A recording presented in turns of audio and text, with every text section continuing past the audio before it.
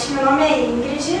Estamos hoje aqui no Sindicato dos Funcionários Públicos Municipais de Fernandópolis, recebendo os candidatos a prefeito e a vice-prefeito, Murilo Jacob e João Pedro. Temos aqui algumas questões que foram levantadas pelos funcionários, a maior parte delas reivindicadas já há um tempo. E nessa noite aqui vamos dar a oportunidade dos candidatos a explorem seus pontos de vista e suas propostas a respeito desses temas. Os candidatos terão 5 minutos para responder sobre cada questão. Aqui a gente tem 3 temas principais, que são educação, saúde e geral, onde aborda os interesses dos outros funcionários das outras áreas e também dos aposentados. Bom, o primeiro tema a gente vai falar sobre educação e o primeiro ponto seria sobre a equiparação salarial do PEB 1 com o PEB 2. Boa noite, a todos. Essa é uma discussão que já está há algum tempo tendo até na Câmara. Nós somos vereadores, eu e o João Pedro lá na Câmara, e eu realmente sou favorável a essa equiparação. Mas a gente vai ter que ver uma questão orçamentária, para poder fazer essa alteração. A gente pode fazer isso através de dispensar alguns comissionados ou diminuir algumas questões de artigos, desse tipo de coisa, mas principalmente no primeiro momento a gente vai ver uma redução no número de comissionados para poder atingir o índice que precisa para a gente poder fazer essa mudança na legislação nossa. Você quer complementar? De fato, a equiparação é um direito, a isonomia salarial, nós entendemos que ela é justa, muito embora tem que ter dinheiro para fazer isso. Nós teremos que fazer uma auditoria nas contas do Fundeb, temos certeza que o dinheiro é suficiente para fazer essa equiparação e assim constatando, com certeza será feita, porque em primeiro lugar a gente tem que ver as contas públicas fechadas corretamente. Nós vamos, assim que assumir o município, fazer uma auditoria em todas as contas, e o do Fundeb é uma das contas que iremos fazer. Dará para dar essa equiparação, com certeza. Certo. Outro ponto seria sobre a revogação dos parágrafos 7 e 8 do Decreto 9.530, de 30 de outubro de 2023. Esse tema aqui, eu sou favorável de tirar esses parágrafos. Até no dia que teve a discussão, eles iam querer incluir até doença infecto-contagiosa. A gente fez tirar do projeto, e eu também não concordava de ter essa questão da licença prêmio, nem da licença maternidade, de gravidez, que não tem cabimento um negócio desse. Mas na época, os outros vereadores acharam por bem fazer, mas eu naquela época era contra isso. E com certeza, se eu for prefeito, eu vou revogar esses 2 artigos, porque isso não é justo. Não dá para você alegar uma justificativa de que o bom funcionário vai pagar pelo mau funcionário só porque ele está fazendo de maneira irregular no atestado. A prefeitura que tem que investigar se o atestado está sendo de maneira irregular ou não prejudicar a pessoa que está trabalhando, fazendo o seu trabalho direito, e que ficou doente, e você querer responsabilizar ela. Isso daí não tem cabimento. Então eu sou favorável da revogação e vou fazer a revogação desses artigos, com certeza. Sim, eu acompanho o posicionamento do nosso futuro prefeito. Sim. Então vamos passar para o tema sobre a saúde. Sobre a saúde, a adequação da jornada para 6 horas dos cargos específicos da saúde. Se tem uma legislação que diz que a pessoa tem que cumprir 6 horas pelo cargo dela, seja no âmbito federal ou estadual, o município tem que cumprir. Então a gente vai fazer uma análise dos cargos, e se realmente a legislação diz que aquela função tem que ser cumprida naquele horário, a gente vai fazer, mesmo se isso for necessário, a gente tem que duplicar naquela área o funcionário. Então eu vejo, a gente às vezes, dependendo da situação, vai ter que colocar 2 funcionários fazendo a mesma função para cumprir o horário. Mas a legislação tem que ser feita, e se tem um motivo de ser 6 horas, é porque aquele tipo de trabalho exige mais da condição física e da saúde da pessoa, e por isso que ela tem esse direito. Então você não cumprir essa regra é desumano com a pessoa que está cumprindo aquele trabalho. Então nós vamos fazer uma análise se realmente a legislação federal, a legislação estadual indicar que tem que ser 6 horas, nós vamos fazer e vamos resolver essa questão da jornada. Sim, o motivo, a reivindicação ela é justa, né? Já que se exige e tem uma legislação que as pessoas relacionadas neste item têm que trabalhar 6 horas, por que iríamos descumprir? Porque, acima de tudo, né, nós olhamos com respeito para o servidor público e vamos cumprir tudo aquilo que a lei permitir, dentro das adequações necessárias, com certeza.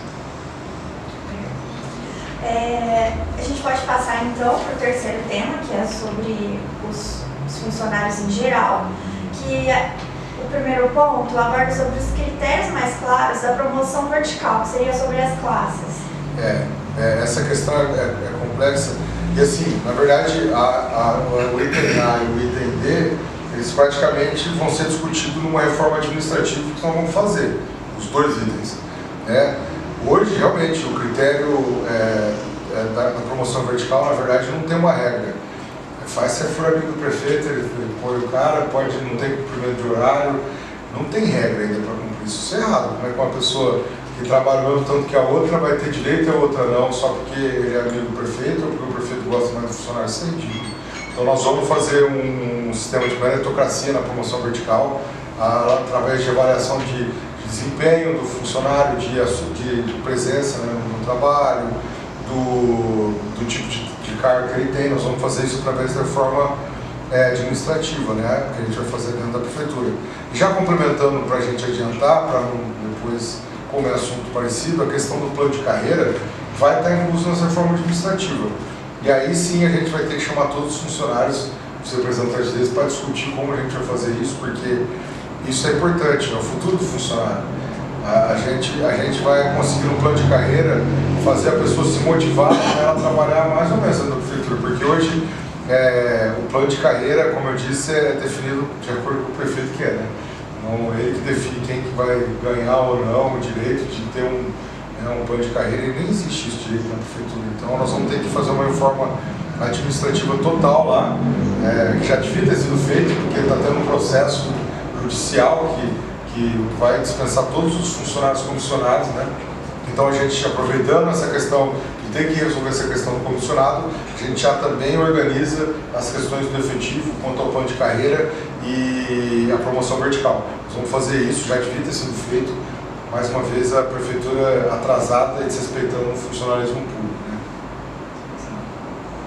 É justo, eu entendo que, de fato, os servidores, eles têm que ser valorizados e, acima de tudo, o que é benefício, eles, na medida do possível, você tem que aumentar algumas coisas e não retirar, porque o servidor, eu fui servidor público, às vezes só tiram da gente e ninguém pensa ou se coloca no lugar do servidor. Essa questão da promoção vertical é de extrema importância, porque quem sai sofrendo mais são os que ganham menos. Na verdade, ele fica esquecido, a hora que ele tem uma promoçãozinha, o salário dele sobe um pouquinho, o prefeito fica fazendo aí benéfico para os amigos dele. E não é assim que se faz gestão.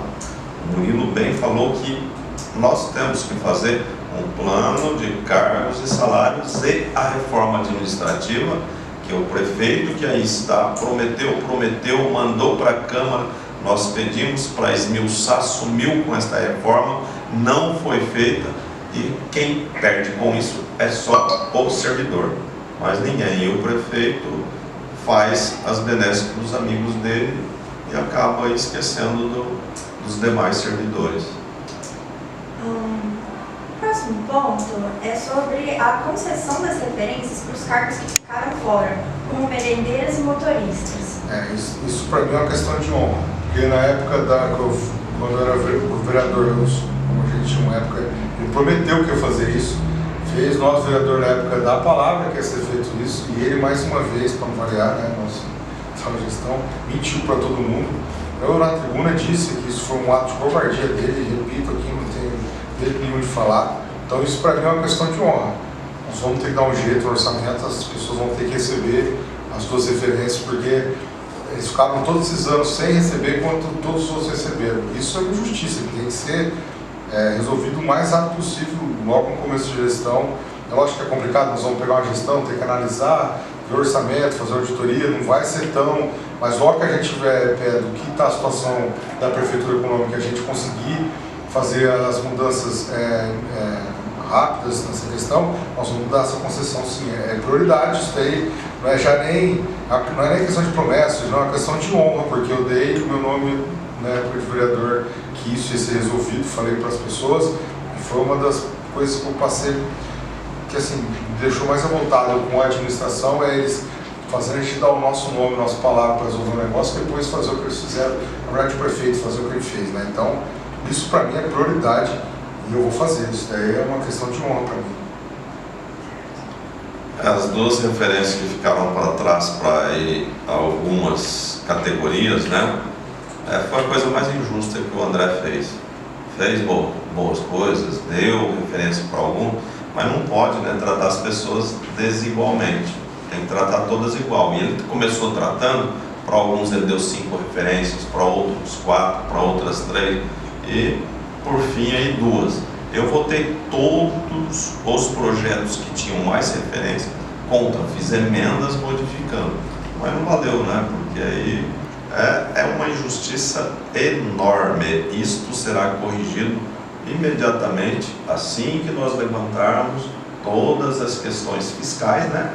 Porque não adianta também a gente querer dar o que não terá condição, mas isso é primordial no governo Murilo e João Pedro, vocês podem ter certeza.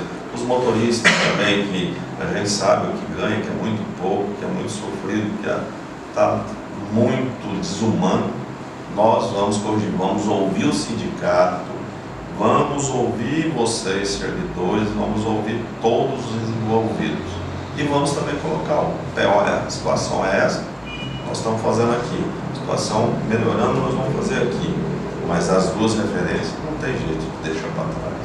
Tem que tomar um cuidado básico também. Isso daí a gente olha com muito carinho, que é o IPREM.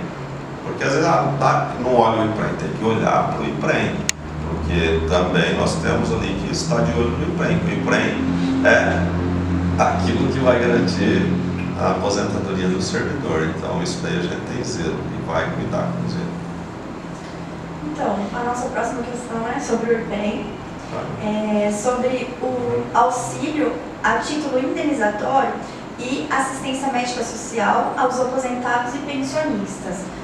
Sobre a Lei Complementar 4.657, 2019, no município de Taquaritinga. A gente pegou ela como referência, um município que já conseguiu promover esse benefício aos funcionários. Essa novidade, a gente não tinha essa informação.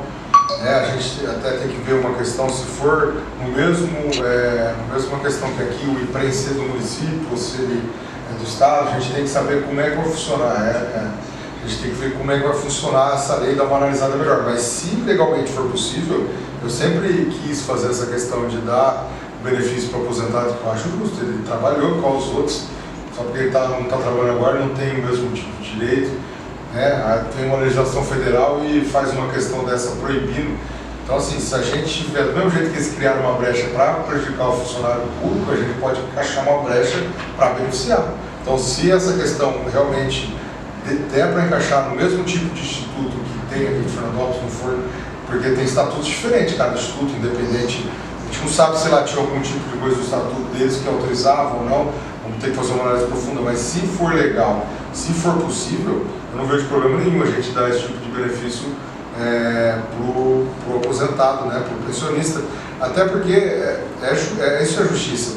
A pessoa se dedicou a vida inteira pelo funcionalismo público, deu ali a vida, deu todo o sacrifício dela, e aí no final da vida, na hora que ela está precisando mais do dinheiro, porque ela não pode mais atuar ou fazer o tipo de trabalho, a prefeitura vira as costas para ela, não.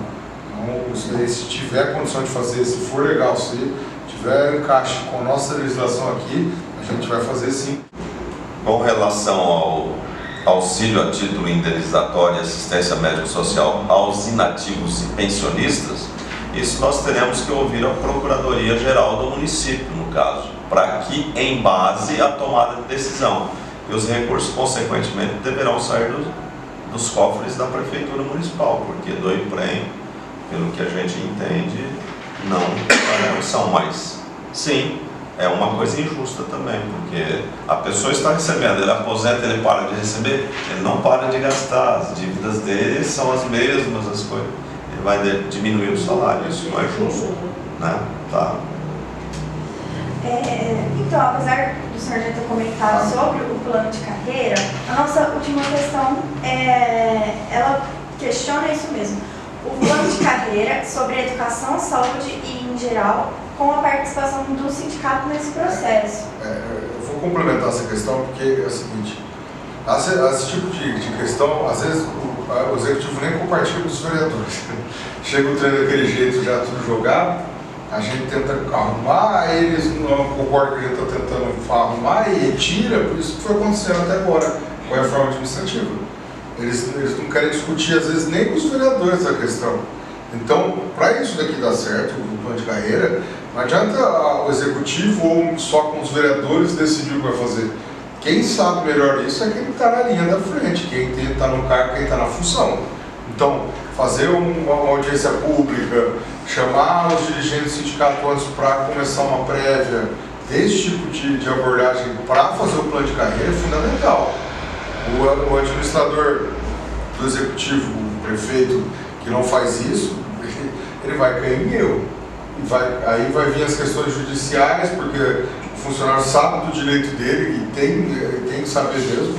E aí ele faz um plano, às vezes, sem discutir com o funcionário, prejudica o funcionário, e aí depois toma um monte de processo, como vem acontecendo, e aí você prejudica a prefeitura, porque você vai perder o processo, vai ter que pagar honorário, vai ter que ter todo tipo de prejuízo que podia ter sido resolvido numa conversa dentro de uma sala de maneira honesta e justa com todo mundo. Então, nessa questão, o principal que a gente tem que ter é essa responsabilidade de falar com o pessoal do sindicato e os funcionários, os líderes de cada cargo desse. Então, isso é o principal para a gente fazer o plano de carreira dar certo. Eu entendo que é de extrema importância conhecer realmente o estatutão, que a gente chama aí, né? Você conhecendo ele, você tem condição de ver em quais pontos que o município está sendo injusto. Aí, a partir dali, como vai entrar uma Câmara nova, vai entrar o Executivo também novo, é necessário que haja essa discussão com a ajuda do sindicato, que é um parceiro. Porque às vezes você acha que o sindicato ele não é parceiro do município, isso é muito errado. Porque quem faz o município são os servidores, você tem que valorizar o servidor. E você tem que ouvir quem os representa, que a mesma Câmara representa a população, o sindicato representa os servidores. E esse trato de respeito e de ouvir no nosso governo terá sempre. Agora, o plano de carreira é fundamental para qualquer um que entra no serviço público. Ele quer saber se ele entrou aqui, como que ele vai aposentar lá, porque senão desmotiva. Sem plano de carreira, o servidor fica desmotivado e aí acaba prestando mau serviço à população que paga os impostos, que quer um bom atendimento. E aí nós falhamos realmente a alegria de todos, né? Todos. É um processo que é bom para o município, é bom para o servidor e é bom para a população. Aí sim atingiremos o nosso objetivo. Eu gostaria de agradecer o sindicato por essa abertura. É fundamental para quem deseja governar a prefeitura no próximo mandato saber o que o funcionário público, o funcionalismo está precisando. Nada melhor do que vir no sindicato, onde eles são representados, para a gente saber realmente o que tem que ser feito. Então, eu quero agradecer mais uma vez e dizer que, se prefeito, como prefeito, eu vou ser um parceiro do sindicato de todo o funcionalismo público. Vocês podem ter certeza, sempre sendo justo. A gente tem que sempre fazer de maneira justa e legal as coisas, mas sempre em benefício do funcionário público. Porque, querendo ou não, ele gasta do mesmo jeito que gasta um funcionário privado que está na cidade, ele também dá sua contribuição não só como serviço público, mas também ajudando o comércio, utilizando o que ele ganha no próprio comércio. Então isso a gente tem que saber. Muitas vezes as pessoas falam, vai dar aumento para o funcionário. Eu falo efetivo, estou falando aqui de aumento para o funcionário efetivo, não funcionário. Então, você dá um aumento para um salário efetivo, esse aumento vai retornar para o comércio e vai melhorar também o comércio. Então, é muito importante isso. Quero agradecer mais uma vez. Muito obrigado por essa oportunidade. Eu agradeço o sindicato por aí, no nome do servidor e também presidente, Claudinei Senha, né? Pela oportunidade da gente estar expondo para todos os servidores aquilo que implementaremos aí na nossa eleição, no nosso mandato de prefeito, vice-prefeito. E podem ter certeza de uma coisa, né? Nós nos colocaremos no lugar do servidor para fazer as análises que advirão, né? Já inicia o mandato já falando sobre a reposição salarial. Já temos que fazer realmente um apanhado ali do que poderá ser dado, quais as brigas que o sindicato levará, quais são os índices. Mas nós olharemos, chamaremos o sindicato e decidiremos sempre pelo que é justo, pelo que é correto e tudo dentro da capacidade financeira também, para não cometermos loucura com os outros 70 mil habitantes que também fazem parte dos cidadãos que contribuem para o pagamento do servidor, para a saúde, para a educação, para as melhorias de infraestrutura, de asfalto, enfim. Este é o nosso olhar carinhoso e respeitoso com o servidor, que é o nosso maior patrimônio, ao servidor. Sem o servidor, a prefeitura não é nada. É isso. Então, hoje, aqui em nome do sindicato, gostaria de agradecer a presença dos senhores candidatos. É muito importante para a gente trazer e dar voz a essas questões que são sensíveis e importantes para os funcionários. Aqui a gente preparou um documento para entregar para os senhores, que são as pautas e reivindicações. Durante toda a semana a gente fez reuniões e recebeu questões nos grupos, que a gente tem grupos de categorias, grupos do sindicato, onde a gente mobiliza as classes. E levantamos essas questões e estamos entregando aqui para os senhores possam analisar e levar em conta para o plano de mandato. Muito obrigada pela presença. Eu quero agradecer também todos que estão aqui nos bastidores. A gente tem aqui alguns representantes da diretoria do sindicato e, assim, nos próximos dias daremos andamento às próximas entrevistas com os outros candidatos. Muito obrigada.